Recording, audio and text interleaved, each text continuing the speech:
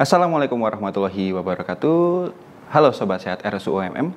Perkenalkan, nama saya Dr. Gary Permadi. Saya adalah dokter spesialis penyakit dalam Rumah Sakit Umum UMM. Kali ini kita akan tanya jawab seputar vaksinasi.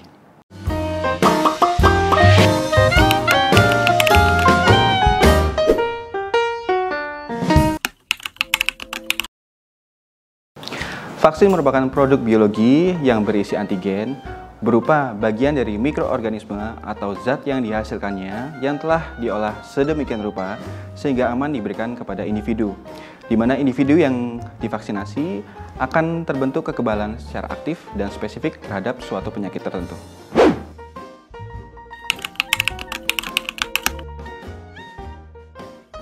Manfaat vaksinasi COVID ada 3. Yang pertama adalah melindungi kita dari tertular COVID.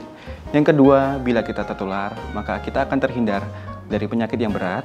Yang ketiga adalah mengurangi resiko kematian akibat COVID.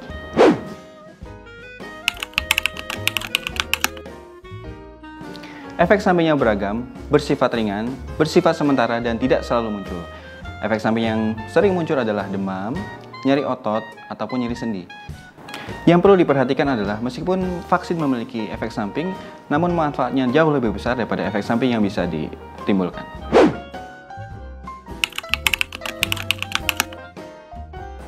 Vaksin COVID yang telah beredar di Indonesia aman karena telah melalui fase uji klinis yang berlapis dan memenuhi syarat, yaitu aman, ampuh, stabil, dan efisien dari segi biaya.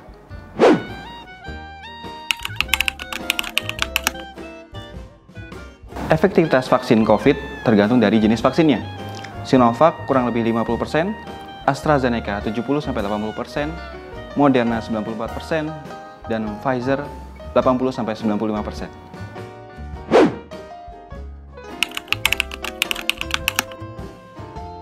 Herd immunity atau kekebalan kelompok merupakan situasi di mana sebagian besar masyarakat telah kebal atau terlindungi terhadap penyakit tertentu. Melalui herd immunity, maka akan timbul dampak tidak langsung berupa terlindunginya masyarakat yang rentan dan bukan merupakan sasaran vaksinasi atau yang belum tervaksinasi. Kondisi tersebut hanya dapat tercapai dengan cakupan vaksinasi yang tinggi dan merata. Perhimpunan Ahli Penyakit Dalam Indonesia mengeluarkan rekomendasi terhadap vaksin COVID. Individu-individu yang berusia di atas 18 tahun tidak layak jika yang pertama, memiliki reaksi alergi yang berat atau reaksi anafilaksis terhadap dosis vaksin yang pertama. Yang kedua, individu yang sedang dalam kondisi akut. Dan yang ketiga, individu yang memiliki penyakit imunodefisiensi primer.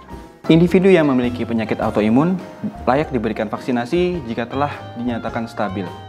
Individu yang memiliki penyakit diabetes layak diberikan vaksinasi jika kondisi gula darahnya stabil dan tidak dalam kondisi akut. Individu yang memiliki penyakit hipertensi layak diberikan vaksinasi jika tensi kurang dari 180/110 dan dalam kondisi tidak akut.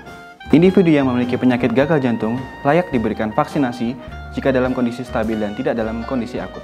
Individu yang memiliki penyakit jantung koroner layak diberikan vaksinasi jika dalam kondisi stabil dan tidak dalam penyakit akut. Penderita hipotiroid atau hipertiroid dalam pengobatan layak diberikan vaksinasi jika dalam kondisi stabil dan tidak dalam kondisi akut. Orang dengan HIV layak diberikan vaksinasi jika dalam kondisi yang baik dan meminum ARV-nya secara teratur. Individu dengan asma dan PPOK layak diberikan vaksinasi jika asma dan PPOK-nya terkontrol dengan baik. Penderita gagal ginjal layak diberikan vaksinasi jika dalam kondisi stabil dan tidak dalam kondisi akut.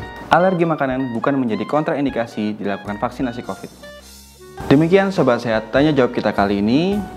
Mari kita vaksinasi. Yang sudah vaksinasi, jangan lupakan prokes. Sampai jumpa di lain kesempatan. Saya Dr. Gary. Wassalamualaikum warahmatullahi wabarakatuh.